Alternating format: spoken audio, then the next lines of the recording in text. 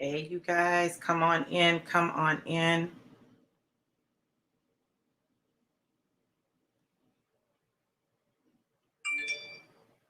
Come on in.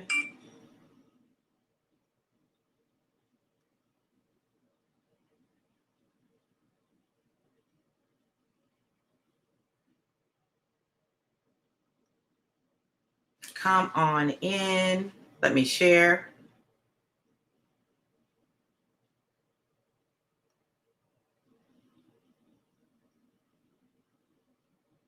Hold on, y'all. Let me get there.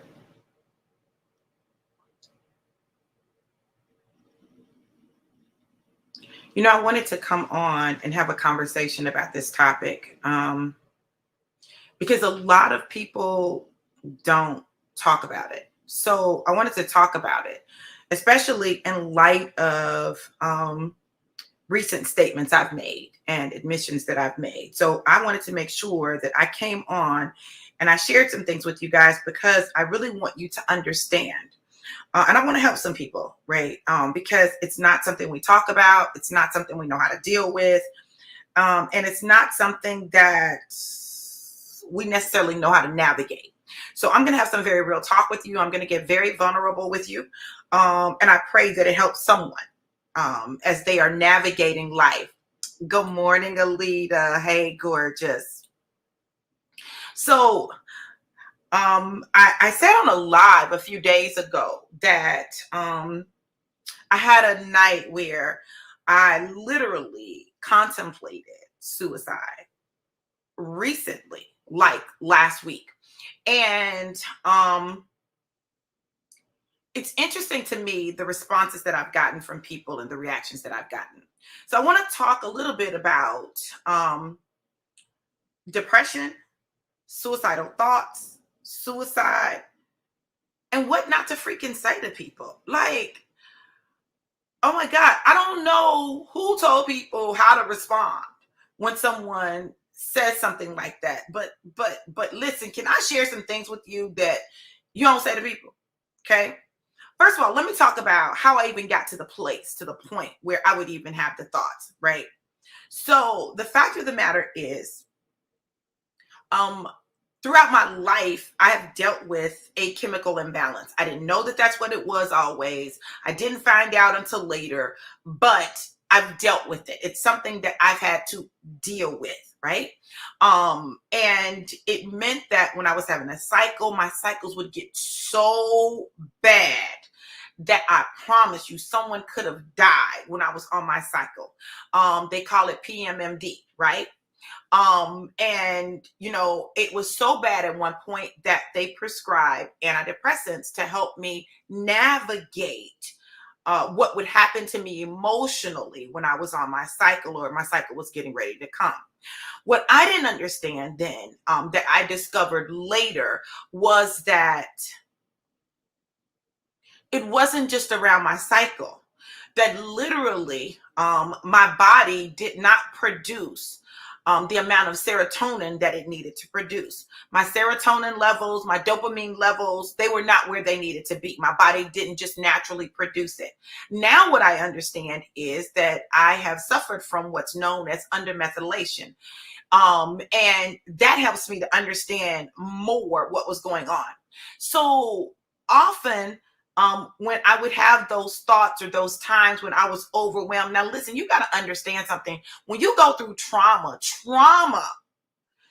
can lead you to a place where your serotonin and dopamine levels are not functioning the way they need to, right? Trauma can trigger a biological, physiological response in your body that reduces the amount of serotonin and dopamine that your body, it is biological. Y'all listen, this is not just in people's heads, right? People like to say that when people are depressed or suffer from depression, that, oh, it's just in your head. Oh, you just need to think happy thoughts, right? Well, the reality is, yes, happy thoughts do help. Our thinking, affirmations, those things do help. But the biology is also at play. So I want to talk to you guys about navigating that. Maybe you've never experienced it. Maybe you're that person where you've never been depressed a day in your life. You've never thought about suicide. It's not something that you understand. You love God so much you could never even imagine yourself being in that place, right? Maybe that's you. Maybe you've encountered tough things and you powered through it, and you were a champ and you just did what you had to do, and that's what you say to other people. It may be that you don't know anyone, or you don't have anyone in your family who's ever suffered from depression. You don't have that reference point, right? First of all, let me say this: if you say that you don't know anyone who's ever suffered from depression or dealt with depression or struggled with depression, then you are oblivious to what's going on around you. All of us have been around people who suffer from depression, deal with depression, have a lack of optimum levels of serotonin and dopamine in their systems. We have all been around someone like that, whether we knew it or not. Okay. Now, you may not have known it, but it doesn't mean that you haven't been around it or exposed to it. When people look at me, they see happy Dr. V. And yes, for the most part, I'm very happy, but listen, this is the reality. Thank you for that, Alita. Overload of toxins in your body will alter the production of serotonin and or dopamine, which is one of the reasons that detoxing becomes so important, because we've got to get those excess toxins out, like to try to get our body back to a level that allows us to think clearly, function clearly, have our emotions more regulated. But I just need to have this conversation with y'all. So throughout my life, I've been a strong Black woman. Even when I wasn't a woman, even when I was a girl, I was a strong Black girl. I was just strong. I just, made things work. I kept a smile even when things were hard, right? I just do what I've got to do. But there were times in my life where I absolutely did feel overwhelmed. And honestly, if I'm being honest, those times not only involved the things that were going on in my life, they also involved relationship things, right? Because relationships is the area that I probably have struggled with the most in my life. Like, I can power through other things, but it just seemed like that's the one area that has been a challenge for me. Healthy relationships, right? So if I'm honest, that's a part of it, right? But this is the next thing, y'all. We're in the holidays, and in the holidays, when people have lost loved ones, the holidays are hard enough, right?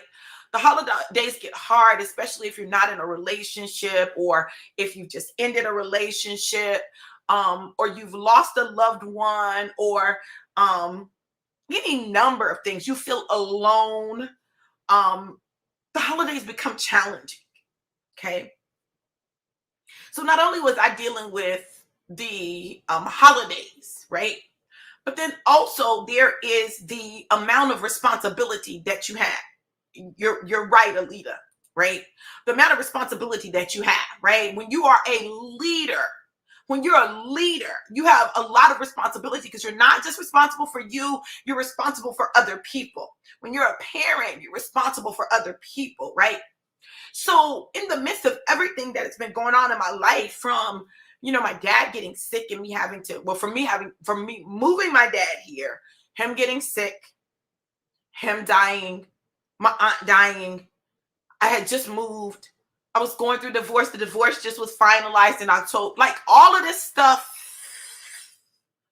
was happening at once. And any one of those things alone is enough to negatively impact just an ordinary person. Okay. But we know I'm not ordinary. I'm not ordinary, never have been, right? So the combination of all of those things together got to be overwhelming to me. Now listen, this is not a commercial. I'm just giving you facts, right?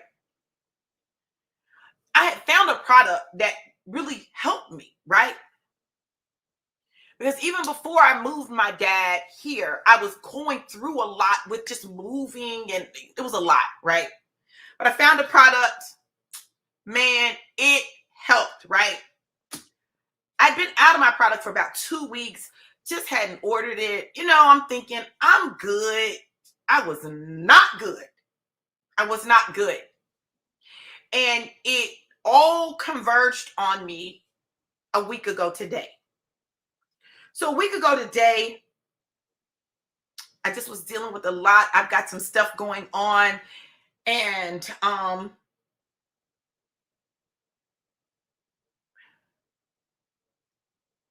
it's been overwhelming. And I tend to carry stuff myself. I just carry it. I just carry it. Why? Why do you just carry it, Dr. V? Because one, I don't like needing help. Two, I don't like feeling vulnerable. Three, I'm strong. And four, people say effed up stuff without realizing that it's effed up. People don't mean to necessarily say effed up stuff, but y'all say some effed up stuff, and y'all think it's like it's cool out. Y'all think you're helping, right? So I tend to just carry a lot, just carry it.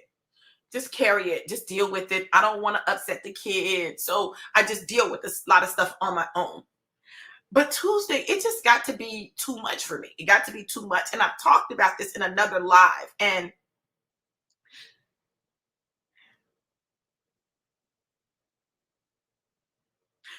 y'all listen.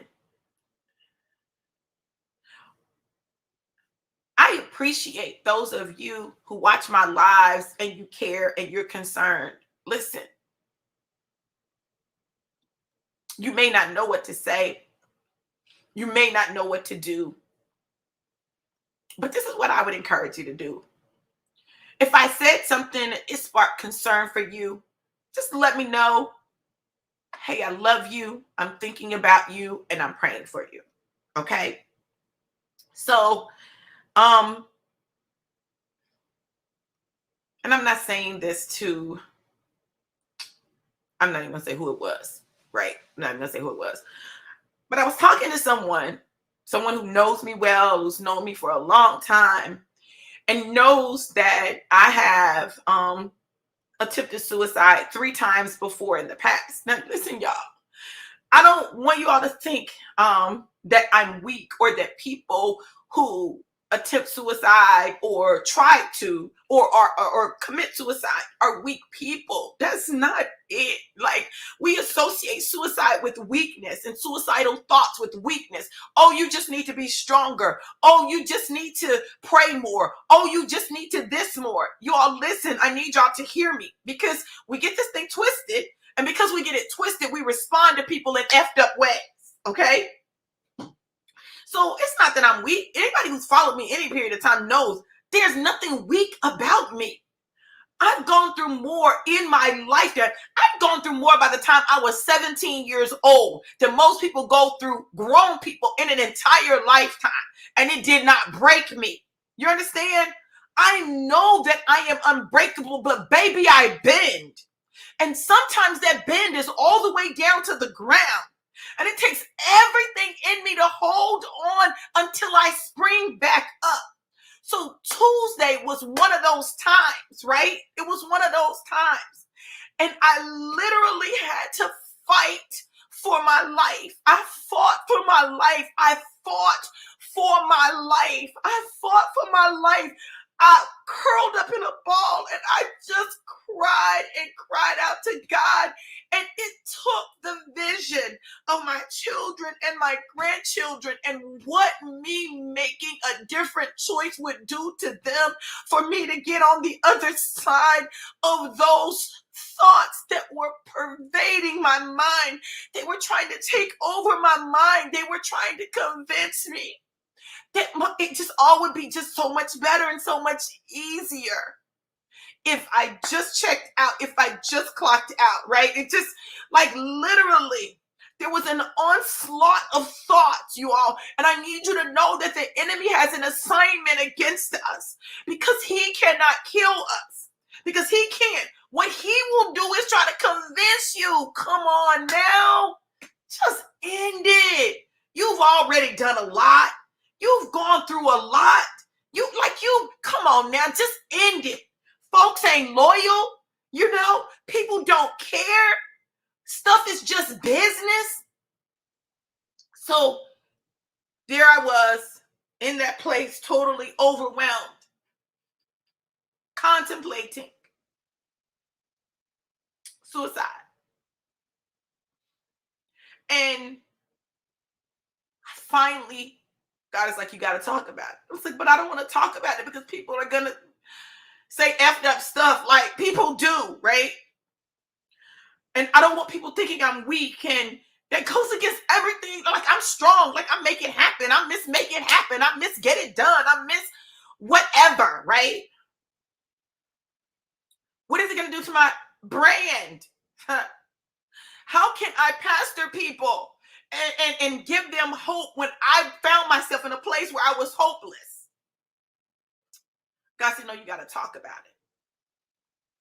So I did. And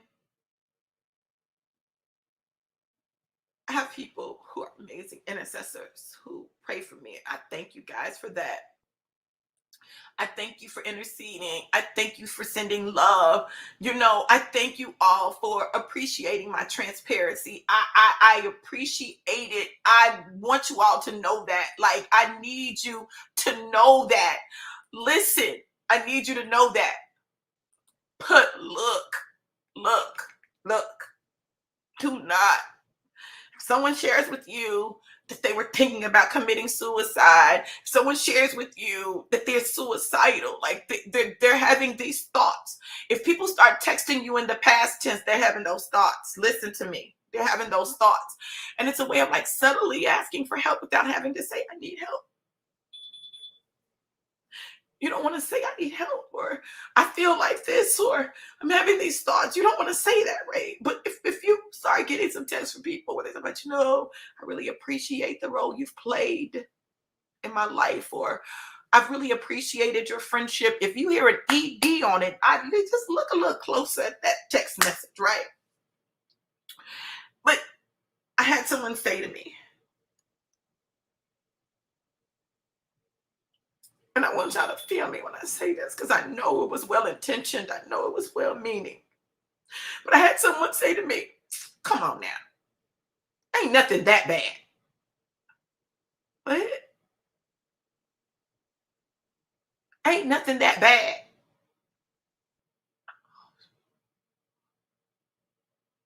What did you just say to me? You need to just get over it. What? You still having those thoughts? What? And I know it was not meant to hurt or to even make things worse. But I want you to hear what I heard in those words. Oh, um, ain't nothing that bad. So what you're saying to me is I'm exaggerating? Is that what you're saying to me? Are you saying I'm being overly emotional? Are you saying that this is attention getting? Like, what? What?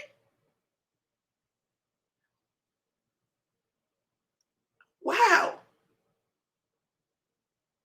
Y'all listen. Who wants to feel like this? Who wants to have those thoughts?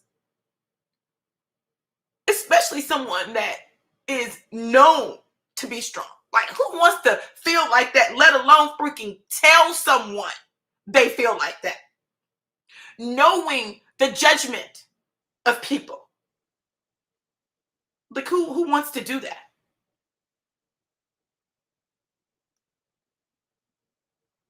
I can handle a lot.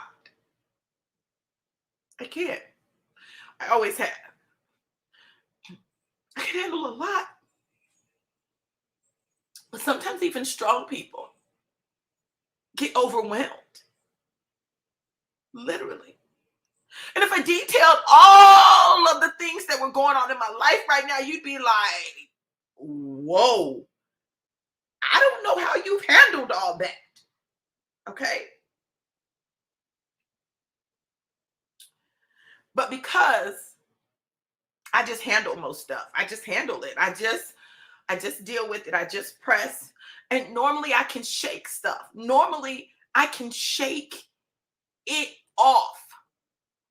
Normally I can shake it off. Normally I can just be like, okay, come on, come on, come on, come on. I can do all things through Christ who strengthens me.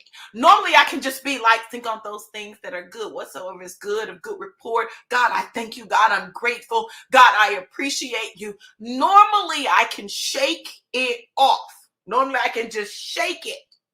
Just shake it. That day I couldn't shake it. It was one thing too many. And I just was like, oh my God, do I even hear you? Like, do you even talk to me? It was too much. It was too much. Don't tell people there's nothing that bad, because you don't know all of what's going on in their life or in their mind. And when your serotonin and dopamine levels are not where they need to be, you can't think clearly. Like literally, you cannot think clearly because your neurotransmitters are not firing right. So yeah, normally I could just say, okay, well, I'm gonna blah, blah, blah, blah. But what happens when normally I can just blah, you can't do? So God begins to shut things down, shut relations down, shut people down, shut coping mechanisms down, shut down, shut down, shut down. And you're just like, oh my God, where do I go? What do I do with this?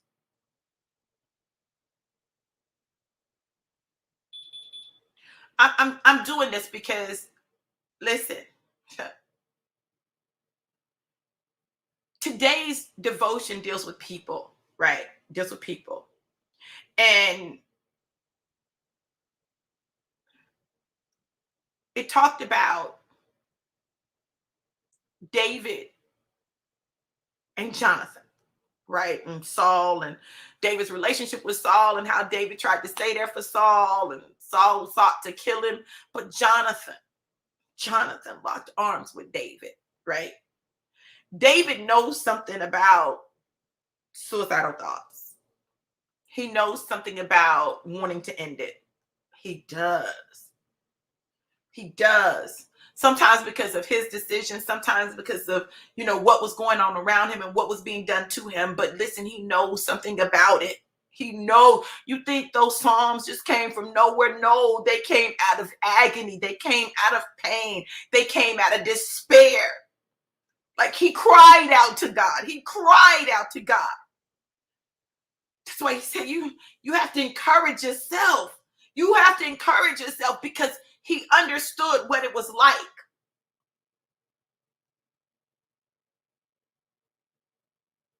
Y'all don't tell people it can't be that bad.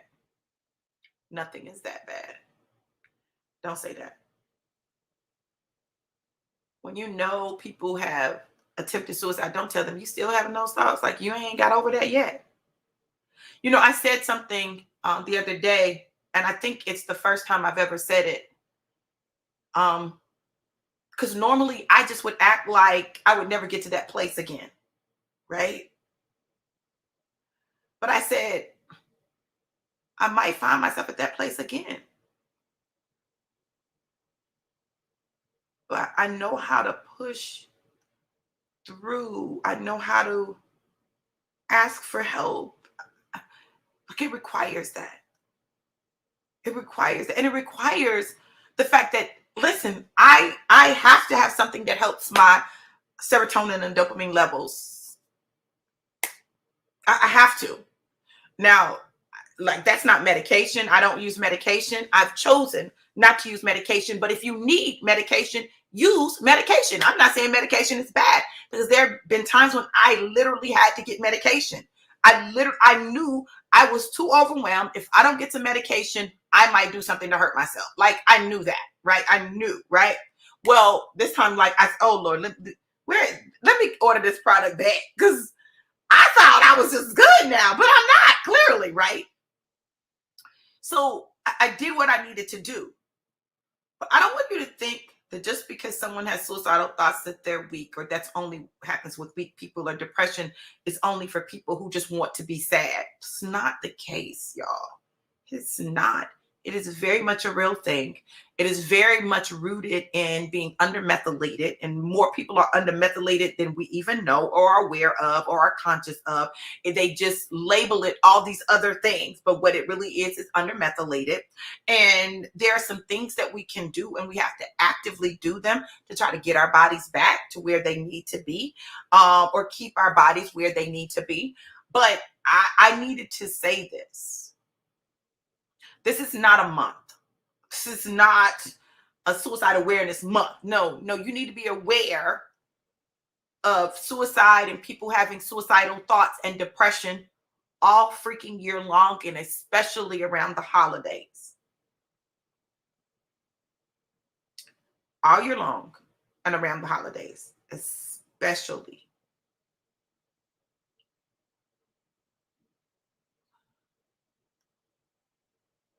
I just made it through my first Thanksgiving without my dad. And also in the same time frame,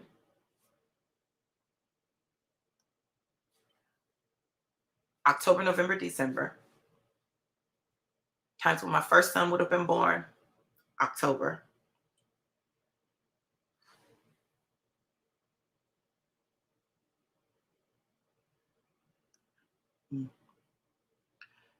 November, my grandmother's birthday, who raised me. December, my brother's birthday, who drowned at 14, my senior year. My grandfather's birthday, who died my freshman year, going into my sophomore year of high school.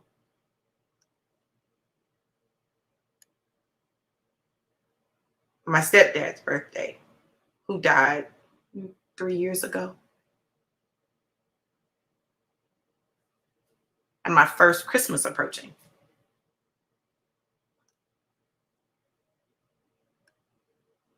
Without my father. So it's a lot.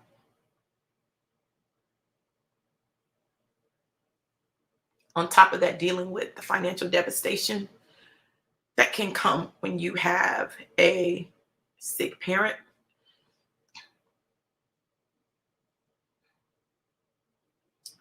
Become a primary caretaker.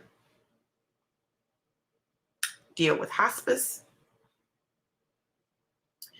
And deal with death. Oh, within a month and a half time frame.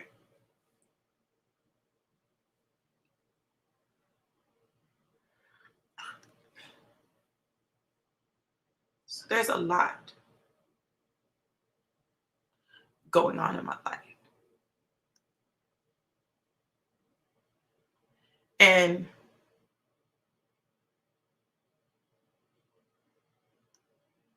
I still have to keep going. I looked at my business. And the last few months have been my lowest grossing months for my business in the past 2 years.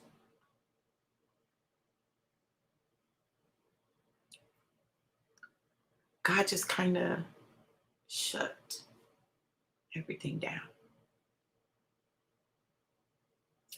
And yet he's so faithful in the midst of it.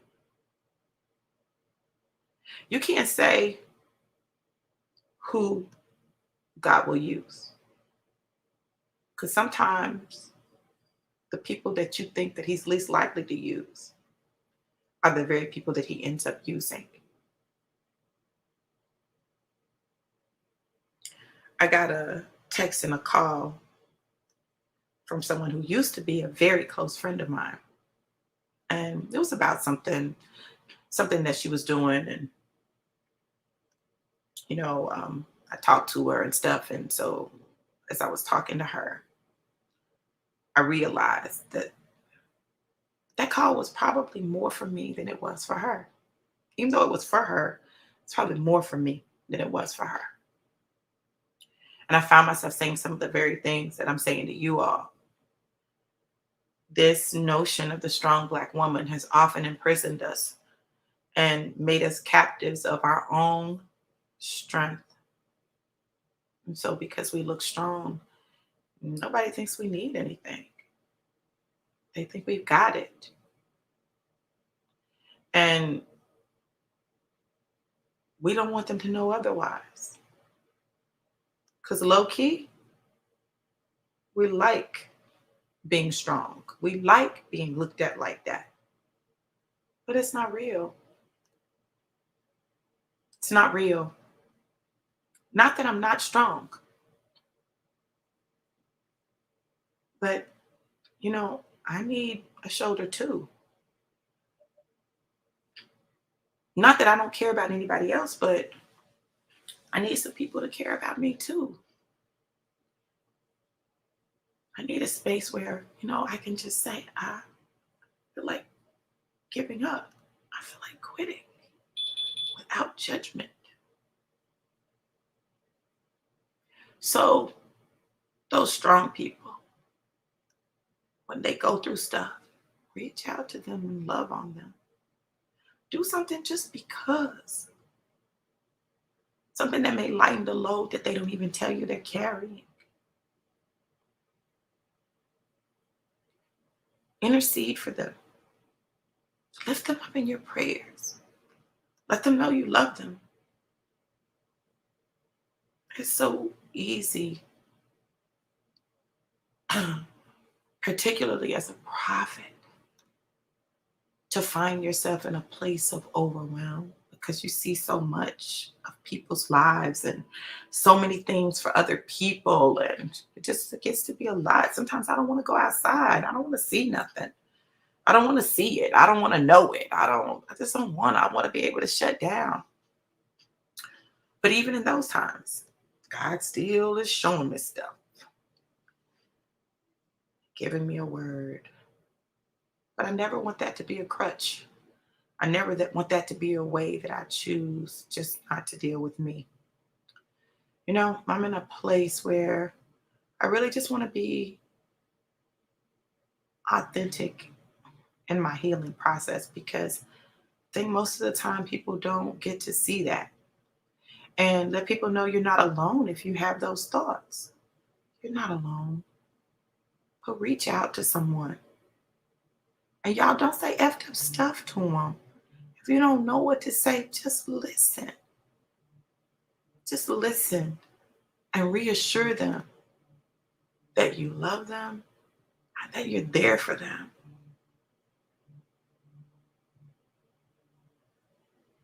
Because sometimes the people that you think are going to be there for you are not the ones that are there for you. So the next time God puts me on your mind or in your spirit, reach out. You don't know what that could do for me, right? And not just me, but any leader, anyone in your life.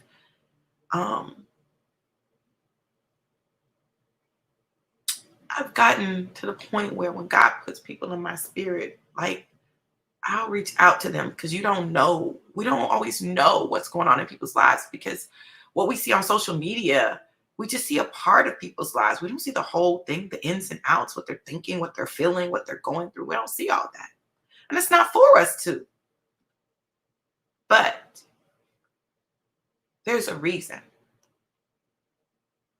that God put them on your mind, in your heart, on your spirit. I'm grateful. Man, when I tell y'all I'm grateful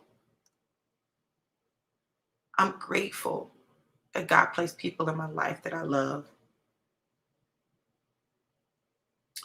I'm grateful for those that reach out to me. And I ain't gonna lie, y'all. I'm so freaking grateful for this product because, baby, I've been in a place where there are days where I might have to use two to keep it together. But I'm grateful for that.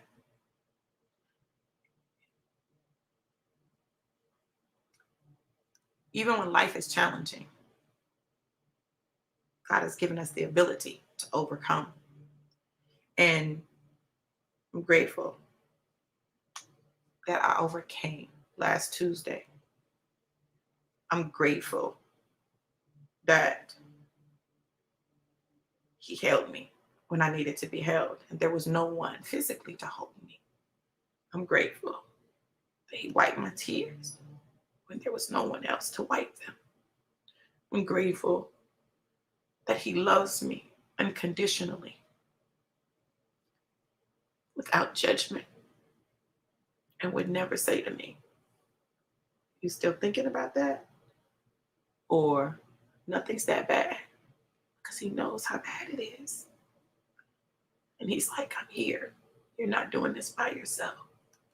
So today, know that no matter where you are, you're not by yourself. You're not alone. That God is with you and He loves you, and His angels are encamped about you. I think Tuesday night, like I literally think this, I think Tuesday night, I think my angel said, "Hey, Daddy, oh, you gonna have to come down here for this one." My angels are always here with me. They're always encamped about me. But I think they were like, "Daddy, Daddy,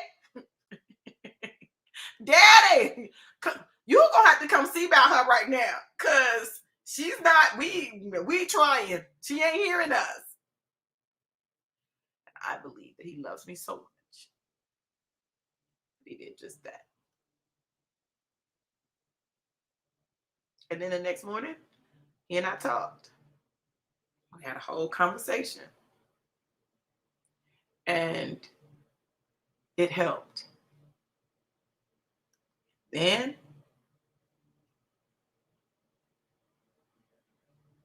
I began to see me beyond the facade, beyond the fake strength. I began to see the true strength of my vulnerability, the true strength of me being able to acknowledge needing help when I need help. You think strength is not needing help? No. True strength is recognizing when you need help and then getting the help that you need. So, if you're someone who is struggling with depression, struggling with being the strong one, I get it, Whitfield. I get it. I get it.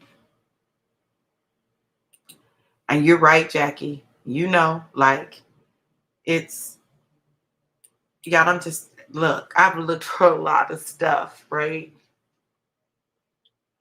And haven't really been talking a lot about it, but like not having it and then like seeing what happened, then oh yeah, I need I can't run out. I can't be running out no more. Woo, especially not right now because there's a lot going on. But yeah, it's real. Just know you're not by yourself. You're not alone. You're not the only one who's thought it, and it doesn't make you weak that you've had those thoughts. It doesn't. But y'all, baby, I'm telling you, love your people. Let them know you love them. Pray for them. Be there for them. And just know that it's okay. It's okay to step back. It's okay to choose you. It's okay. When you need to choose you, choose you. Make sure, though, you got some people in your life. And that's why I'm so grateful. I'm grateful for the people I have in my life who I can,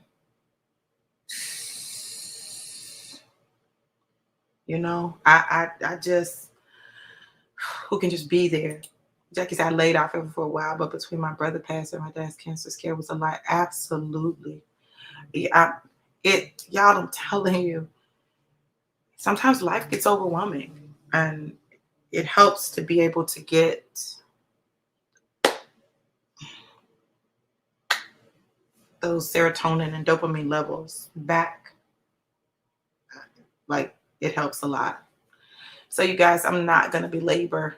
Um, Today's devotion is about people. If you're not a part of Forward Focus 21 fast, join us. I believe that this fast is, and already it's been life changing for me. I'm dealing with things differently. I'm dealing with things differently. And I'm grateful for the opportunity to do so. I am victorious. I am an overcomer. I know that. Sometimes you just have to go through so that you can see the strength and vulnerability, like we see the strength in carrying everybody else's weight as well as our own. All right, y'all, I'm getting off here. I gotta get ready to go. But know this, know that I love you all to life, and life more abundant. We're gonna live it, because this is not unto death, but it is for the glory of the Lord to be revealed. Be blessed. Mwah.